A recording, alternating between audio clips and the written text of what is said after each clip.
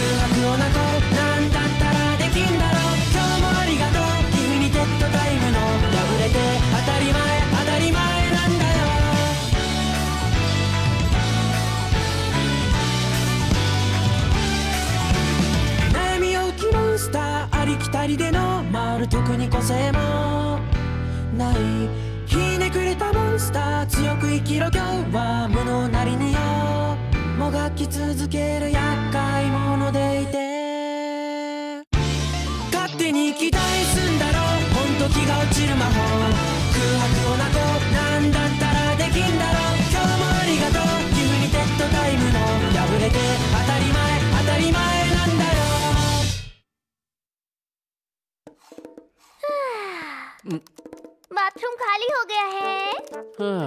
आज तुमने कुछ ज्यादा देर लगा दी। हाँ पता है। दरअसल आज यूना और मेरे बीच में एक जबरदस्त बहस चल रही थी कि ओगुरी कैप और रेड हेयर में से रेस कौन जीतेगा। पहले मैं अपने बाल सुखा लूं, उसके बाद हम आगे की बहस करेंगे। देखो उसे ज्यादा देर तक मत जगाना, कल सुबह उसे स्कूल भी जाना है। ओह, ये तो मैं भूल ही गया था। मैं भी बाकी बच्चों की तरह स्कूल जाना चाहती हूँ। तुमने मुझसे कहा था कि तुम्हें स्कूल में पढ़ने जाना है, क्या तुम अब भी स्कूल जाना चाहती हो? हाँ, अगर वहाँ यूना जैसे और भी बच्चे होंगे तो मुझे उनसे भी मिलने का मन है। चलो ठीक है, कल मेरी मुलाकात ब्रेंडा से होने वाली है, उससे इस बारे में बात करूंगा। सच कह रहे हो?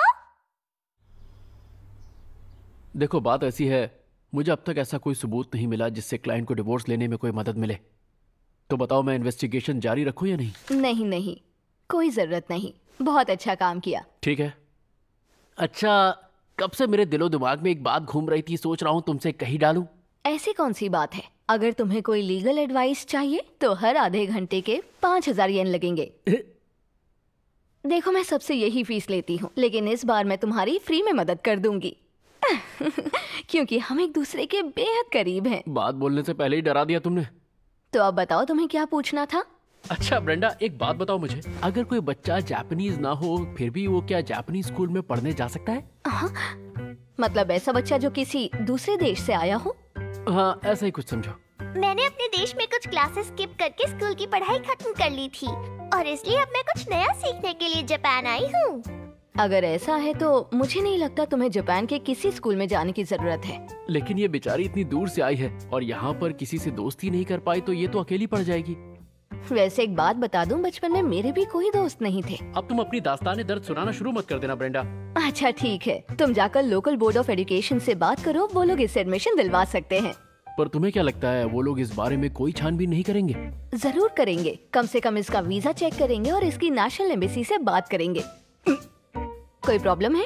अरे वो एक और सवाल मेरे मन में उमड़ रहा है। अगर कोई ऐसा बच्चा हो जिसकी फैमिली का कुछ अता पता ना हो तो भी क्या उसका नाम हम जापानीज फैमिली में लिखवा सकते हैं? तुम्हारा मतलब वो अनाथ है?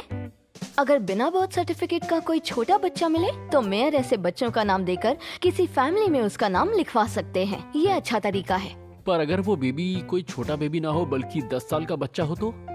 10 साल की उम्र में किसी को अपनी फैमिली के बारे में कुछ ना पता हो, ये कैसे हो सकता है? वो क्या पता उस बच्चे की याददाश्त चली गई हो। अगर अच्छे से छानबीन करने के बावजूद उसके बारे में कुछ पता ना चले तो उसके लिए एक नया फैमिली रजिस्टर जरूर बनाया जा सकता है। इसके अलावा मुझे जितने भी तरीके पता हैं वो सीधे साधे और लीगल तरीके बिल्कुल नहीं है। अगर इन्होंने मेरे बारे में छानबीन की तो मैं पक्का मुसीबत में फंस जाऊंगी। लगता है कोई जुगाड़ करना पड़ेगा। हमारे एडमिशन के लिए क्या किया जाए? तुम टेंशन मत लो सॉस्की, अभी जैसा चल रहा है वैसा भी बिल्कुल ठीक है। लेकिन तुम स्कूल भी तो जाना चाहती हो, है ना? हाँ वो तो है, लेकिन स्कूल जाना इतना भी जरूरी थोड़ी है। अगर ना जा पाई तो ना सही। ऐसी कोई बात नहीं है कि तुम जा नहीं सकती। तुम्हें भेजने के लिए मुझे कोई न कोई रास्ता निकालना होगा। तुम्हें मेरे लिए इतना बड़ा कोई रिस्क उठाने की जरूरत नहीं है। वैसे बात तो सही है, मैं तुम्हारे लिए रिस्क क्यों उठाऊं? पर सच तो ये है कि जब से सारा मेरे साथ रहने लगी है मुझे इसकी परवाह होने लगी है। कुछ तो करना होगा। अगर मैं तुम्हें किसी फैमिली में रजिस्टर करवा दूं तो हमारा काम बन जाएगा। एक तरीका है। क्या? हमें बस शहर में ये ऐलान करना होगा कि मैं किसी दूसरी दुनिया से आई हूँ। अच्छा, वैसे अगर तुम लोगों को अपना जादू दिखाओगी तो ऐसा होना पॉसिबल है कि लोगों को यकीन हो जाए तुम दूसरी दुनिया से आई हो। सही कहा, पर तुम्हारे देश के साइंटिस्ट मुझे पकड़कर मुझ पर रिसर्च करने लगेंगे और जब तक पक्का पता ना चले कि मैं दूसरी दुनिया से ही हूँ तब तक शायद मुझे पकड़ कर रखेंगे। जब पता है तो फालतू बातें क्यों करती हो? क्योंकि मेरा मन करता है, और अगर मैं एक्टिंग करूँ मेरी याददाश्त खो गई है तो? देखो ये बात मैं जानता हूँ तुम एक्टिंग करने में बहुत माहिर हो, पर सच का पता लगाने के लिए वो एक्सपर्ट को भेजेंगे। हाँ, और मुझे नहीं लगता कि मैं एक्सपर्ट को बेवकूफ बना पाऊंगी। उसने मुझ पर ट्रूथ सीरम इस्तेमाल किया तो मैं क्या करूंगी? मैंने जासूसी फिल्मों में ट्रूथ सीरम इस्तेमाल होते देखा है, पर क्या सच में ऐसी कोई चीज होती है? क्या नहीं होती क्या? मुझे क्या पता। जासूसी से याद आया, मैंने हाल ही में एक मांगा पढ़ी थी जिसमें एक जासूस एक ऐसी लड़की के साथ रहने एक बात लगता है कहूँ, जिसके मुझे ऐसा लगता है कि वो लड़की शायद हमसे कुछ न कुछ छुपा रही है। हाँ सही कहा। उसकी असली कहानी क्या है वो तो मुझे भी नहीं पता, पर मुझे ये अजीब लग रहा है कि सॉस्की उसके पीछे पागल हो रहा है। भला कोई दूसरे के बच्चे के लिए इतनी तकलीफ क्यों उठाएगा? ये भी हो सकता है कि वो किसी और की बच्ची ना हो। क्या मतलब है? मेरा मतलब है कि हो सकता है वो काबूराया की नाजायज बच्ची हो। ओह प्लीज, वो लड़की कम से कम 13 साल की होगी, ओके? और अगर सॉस्की की उम्र देखी जाए तो वो तब पैदा हुई होगी जब सॉस्की खुद हाई स्कूल में पढ़ रहा होगा। मुझे नहीं लगता हाई स्कूल में पेरेंट्स बनना नामुमकिन है। आजकल की जनरेशन बहुत आगे बढ़ चुकी है। लेकिन सॉस्की ऐसा कैसे कर सकता है? तुम्हें क्या लगता है कि वो हाई स्कूल में किसी खूबसूरत सुनहरे बालों वाली लड़की के साथ इस तरह का रिश्ता रखना चाहेगा? भले ही काबूराया एकदम सीधा साधा लगता है, लेकिन वो किसी का भी दिल आराम से जीत सकता है। वो हट्टा कट्टा, अक्लमंद और बातचीत करने में माहिर है, ये हमें साफ दिखता है। मुझे नहीं पता था कि तुम्हें सॉस्की की आदतें इतनी ज्यादा पसंद हैं। कहीं ऐसा तो नहीं कि तुम खुद उसे पसंद करती हो? नहीं तो, मेरे मन में ऐसी किसी के लिए फीलिंग्स नहीं आती है। ओह हाँ सही कहा। तुम्हारा बॉयफ्रेंड तो गिफू कासल में रहता है ना? वहाँ मेरा एक्स बॉयफ्रेंड रहता था। फिलहाल मेरा बॉयफ्रेंड गुजो हाचीमान कासल में रहता है। खैर छोड़िए, मेरा कहने का मतलब बस यही है कि काबूराया उतना कच्चा खिलाड़ी नहीं है जितना आप सोचती हैं। लेकिन वो तो बहुत शांत है और उसके पास तो कभी पैसे भी नहीं होते। मेरा यकीन मानिए मैडम, डिटेक्टिव्स इतने सीक्रेटिव होते हैं कि सबको पसंद आते हैं। क्या? देखा जाए तो डिटेक्टिव्स आम लोगों से बहुत कम मिलते हैं। वो और उनकी बातें आम लोगों के लिए बहुत इंटरेस्टिंग होती हैं और उन्हें कई बातों की नॉलेज होती है। वो बहुत पैसे भी कमाते हैं और स्मार्ट होते हैं, जिनसे लड़कियां इम्प्रेस होती हैं। लेकिन सॉस्की तो बहुत गरीब।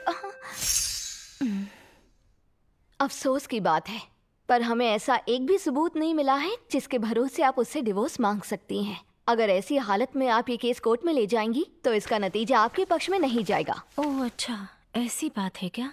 हाँ, लेकिन अगर हम एक इन्वेस्टिगेटर को बुलाएं जो इस तरह के मामलों में एकदम एक्सपर्ट है तो हमें कोई पुख्ता सबूत जरूर मिल सकता है।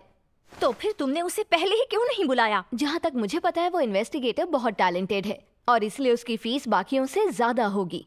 लेकिन अगर आप अभी कोर्ट में गईं तो आप अपनी जायदाद और ढेर सारा पैसा गंवा बैठेंगी, तो इस हिसाब से तो उसकी फीस कुछ भी नहीं है।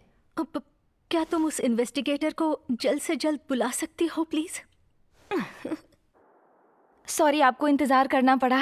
ये वो सबूत हैं जो आपको चाहिए थे और ये इस केस की पूरी रिपोर्ट है।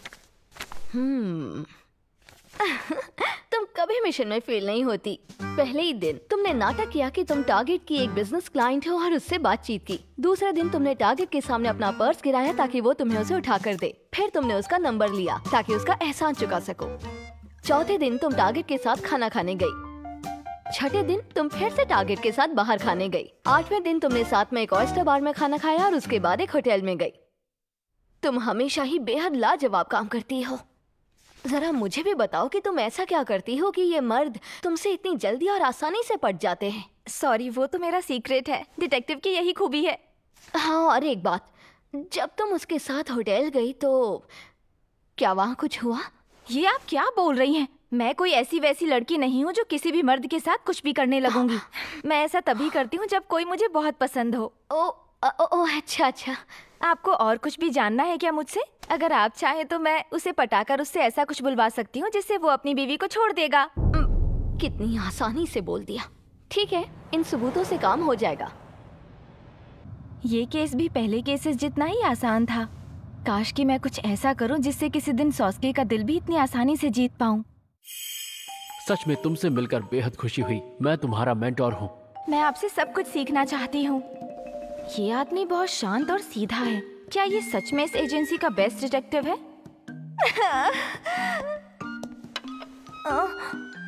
आज मैंने फिर से गड़बड़ कर दी। लगता है मैं डिटेक्टिव बनने के लायक ही नहीं हूँ। अरे परेशान मत हो, शुरुआत में ऐसा ही होता है। क्या आपका भी यही हाल हुआ था?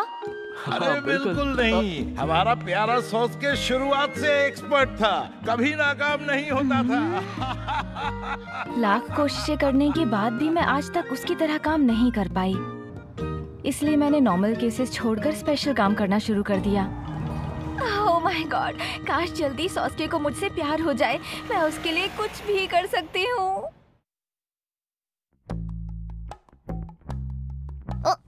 लगता है वही हमारा टारगेट है। हाँ, शायद वो डिलीवरी के लिए जा रहा है। इस बार हम 42 साल के योहे इचिनोसे की छानबीन कर रहे हैं। उसकी एक शराब की दुकान है और हमारी क्लाइंट है उसकी बीवी मिका। उनका बेटा मिडिल स्कूल में है और बेटी 6th क्लास में। ये 3 महीने पहले शुरू हुआ। वो डिलीवरीज के लिए टाइम पर जाते तो थे लेकिन देर से वापस आते। उन्होंने अचानक हमारे लिए केक्स और दूसरे गिफ्ट्स लेकर आना शुरू कर दिए। देखिए, ये बात बिल्कुल सच है। जब इंसान धोखा करता है तो उसको छुपाने के लिए वो जरूरत से ज्यादा प्यार अपने पार्टनर के लिए दिखाता है। वो पहले के मुकाबले पता नहीं क्यों लेकिन ज्यादा खुश रहने लगे हैं डिटेक्टिव। क्या कहा? ज्यादा खुश?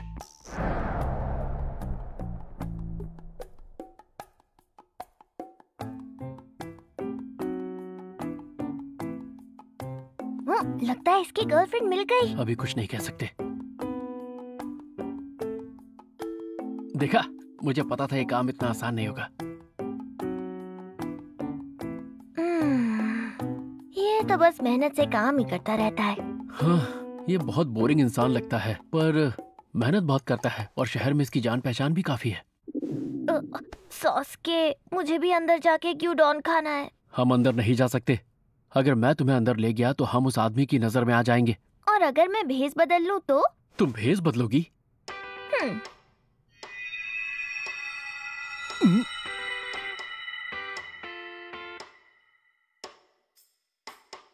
कैसी लग रही हूँ? वो, तुम तो बहुत तेज हो। हूँ ना मैं बेमिसाल। सारा, अगर तुम ऐसा कर सकती थी तो ये बात तुमने मुझे पहले क्यों नहीं बताई? ब्रेंडा से उस दिन फालतू की बातें नहीं करनी पड़ती और तुम्हारा काम भी आसानी से हो जाता। पर तुमने कहा था तुम्हारा जादू ज्यादा देर तक नहीं टिकता। एक्चुअली ये जादू उड़ने या गायब होने वाले जादू से अलग है। इस जादू पर मेरा बहुत अच्छे तरीके से काबू है। अरे, तुम्हें शुरू से ही जापानीज लड़की होने की एक्टिंग करनी चाहिए थी। नहीं ना, मुझे मेरे ब्लॉन्ड हेयर ही पसंद है। वैसे भी ये जादू सिर्फ मेरे उगे हुए बालों पर ही असर करता है। जब मेरे बाल बढ़ेंगे तो फिर से ब्लॉन्ड हेयर ही आएंगे। ये मेरे सबसे फेवरेट जादुओं में से एक है।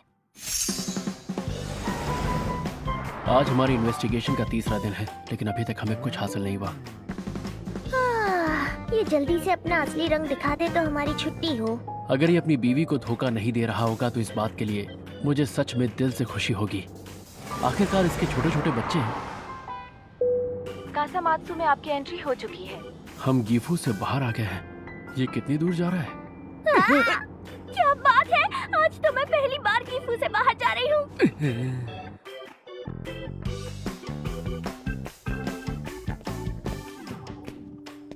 ये हॉर्स ट्रैक है? हाँ? यहाँ तो बहुत ठंड लग रही है। गीफू में सर्दियों में बहुत ठंड होती है, संभल के रहना वरना तुम्हें जुकाम हो जाएगा। ओह, तो एक असली हॉर्स रेस ट्रैक ऐसा दिखता है।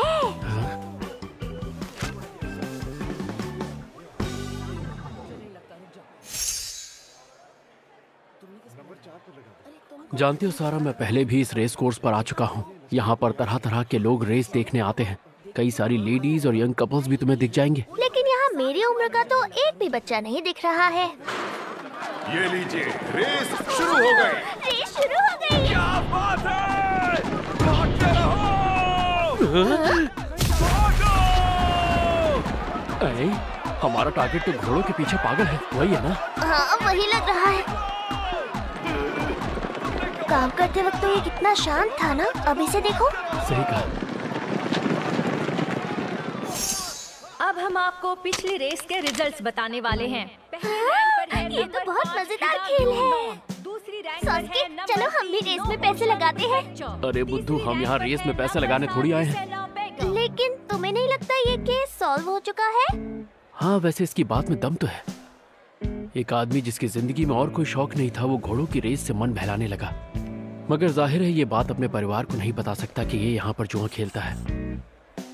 लगता है ये अगली रेस पे भी बैटिंग करने वाला है। चलो, हम यहाँ आए हैं तो 100 येन इस रेस पे लगा देते हैं। ओह, तो तुम कौन सा घोड़ा चुनोगी? तुम सच में मुझे चुनने दोगे क्या? हाँ बिल्कुल। तुम बच्ची हो इसलिए बैटिंग नहीं कर सकती, पर तुम अंदाजा तो लगा ही सकती हो कि कौन सा घोड़ा जीत सकता है। ये बेट टाइप क्या होता है सॉस्के? मतलब तुम्हें कैसी बैटिंग करनी है। विन का मतलब कौन सा घोड़ा फर्स्ट आएगा। प्लेस का मतलब तुम अंदाजा लगाओगे कि कौन से घोड़े पहले 3 नंबर पे होंगे। और ट्राइफेक्टा का मतलब है तुम्हें सही ऑर्डर के साथ अंदाजा लगाना होगा कि पहले 3 कौन होंगे। ये सबसे मुश्किल गेम होता है। वाह, मैं तो इसी पे बैटिंग करूंगा। बहुत खूब, तुम तो असली मर्द हो। अब समझी, हम ऐसे बैटिंग करते हैं। अरे वाह, मुझे सब समझ आ गया है। तो मैं करने वाली हूँ ट्राइफेक्टा। तुम्हारे जैसी न्यूबी को ट्राइफेक्टा पर दांव नहीं लगाना चाहिए। लेकिन मुझे अपनी प्यारी किस्मत पर पूरा भरोसा है। मेरी किस्मत की वजह से ही तो मुझे इस दुनिया में आते ही तुम जैसा लाखों में एक हीरे जैसा इंसान मिला। ऐसी बातें मत करो, मैं टमाटर की तरह लाल हो जाता हूँ। तुम ब्लश कर रहे हो? अरे नहीं नहीं, बिल्कुल नहीं। मैंने तय कर लिया, मैं चुनने वाली हूँ 6, 2 और 5। क्या कहा? 6? Amazing technician. लेकिन वो तो 5वीं रैंक पर है। लेकिन उसकी आंखों में एक जबरदस्त चमक है। थोड़ा सुस्त लग रहा है, लेकिन उसके अंदर एक असली फाइटर का जिगर है। चलो ठीक है, तो 6, 2 और 5 है ना? मैं तो किसी काबिल घोड़े पे दांव लगाऊंगा।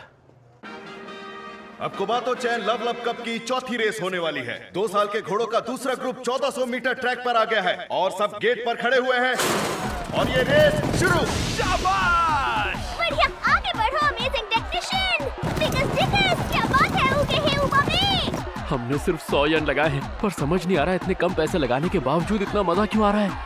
और अब नंबर 6 अमेजिंग टेक्नीशियन आगे निकल रहा है। वो 3 घोड़ों से आगे निकल गया और अब स्पीड पकड़ रहा है। उसका राइडर है ताकुमी फुरुकोशी। जरा देखिए वो कितने जोश में है। वो जीत जाएगा। सबसे आगे निकलो अमेजिंग टेक्नीशियन, आगे बढ़ो, तुम कर सकते हो। उसने नंबर 5 उगे है उमाबे को क्रॉस किया। टेक्नीशियन ने उमाबे को पछाड़ दिया। अब वो अपनी तकनीक सबसे तेज नंबर 2 घोड़े के बिगस पर आजमा रहा है। तकनीक या ताकत तुम्हारा जवाब नहीं। आगे बढ़ो अमेजिंग टेक्नीशियन, आगे निकलो, सबको पीछे छोड़कर निकलो। नंबर पर रेस खत्म की। बिगस दूसरे नंबर पर है और तीसरे पर। अरे ये कैसे हुआ? अब बताओ कैसी रही? यकीन नहीं होता, ये पहली बार में ही ट्राइफेक्टा जीत गई। ये तो सच में कमाल हो गया। तुमने तो पूरे 3350 येन जीत लिए, यानी 30 गुना। अगली रेस में भी मैं ही अंदाजा लगाऊंगी। हाँ ठीक है, तुम्हारे जीते हुए पैसे हैं, तुम कुछ भी कर सकती हो। ठीक है। यस!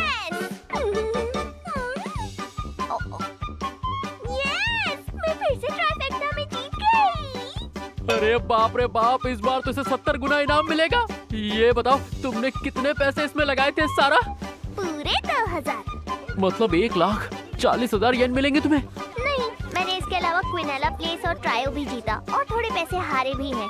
तो मैंने टोटल 2,30,000 येन कमाए हैं। इस लड़की ने 100 येन से 2,30,000 येन बना लिए। इतने पैसे तो मैं पूरी जिंदगी में भी नहीं कमा पाता। मुझे हराना नामुमकिन है। सास्के, आज तो मुझे हीडाग्यू खिलाओगे ना? मैं क्या खिलाऊंगा? मेरे खाने के तो लाले पड़े हैं, तुम मुझे खिलाओगी ना अपने साथ? थोड़ा सा खा लेना। लगता है आज तुम्हारी अच्छी खासी कमाई हुई है। अरे हम तो बस कोई प्रॉब्लम हो रही है क्या तुम्हें? लगता है इसे इस बात का जरा सा भी अंदाजा नहीं कि हम लोग इसका पीछा कर रहे थे। अरे कुछ नहीं भाई साहब, ये बताइए आपकी किस्मत चमकी क्या? इतनी अच्छी किस्मत कहाँ, लेकिन मैं हर बार सिर्फ रेस पर 100 येन से ज्यादा नहीं लगाता। अच्छा, तो आप यहाँ पे सिर्फ रेस के मजे लेने आते हैं, है ना? हाँ, वैसे मेरे भी तुम्हारी बेटी की उम्र के बच्चे हैं। उन्हें हॉर्स रेसिंग गेम बहुत पसंद है। मैं हॉर्स रेसिंग गेम के बारे में पता कर रहा था ताकि उन्हें भी सब समझा सकूं। लेकिन देखते ही देखते मुझे भी रेस देखने की आदत सी लग गई है। अरे वाह, आप एक काम कीजिएगा, अगली बार यहाँ पर अपने बच्चों को साथ में लेके आइएगा। उन्हें भी रेस देखकर बहुत मजा आएगा। हाँ, उन्हें बहुत मजा आएगा। चलो तो फिर ठीक है, मैं इस बारे में सोचूंगा। ठीक है, तो अब मैं चलता हूँ। हाँ ठीक है। हम लोग रेसिंग के चक्कर में अपना असली काम भूल गए। शर्म आनी चाहिए, टारगेट ने आके हमसे खुद ही बात कर ली। ये किस तरह का डिटेक्टिव हूँ मैं? अरे बड़े बड़े शहरों में ऐसी छोटी छोटी बातें होती रहती हैं। इतने मायूस क्यों होते हो? बस तुमसे डायलॉग बाजी करवा लो, काम की बातें तुमसे एक नहीं होती है? उस आदमी को लगा कि मैं तुम्हारी बेटी हूँ। लोग क्या क्या सोचने लगते हैं। उसे क्या, ज्यादातर लोगों को लगता होगा कि तुम मेरी बेटी हो।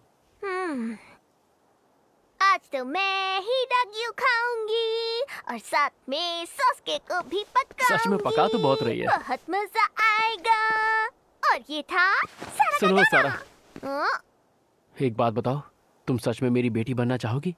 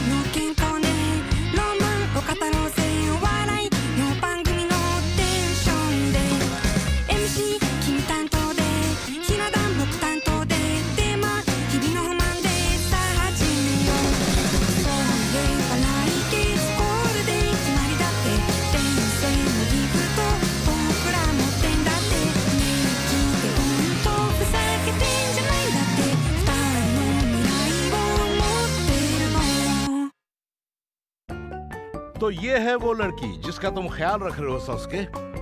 हाँ, सारा मेरी बेटी है और इसका मतलब ये हुआ कि ये आपकी पोती है। क्या कहा तुमने? मेरी पोती है? हाँ? आपसे मिलकर अच्छा लगा प्यारे दादाजी।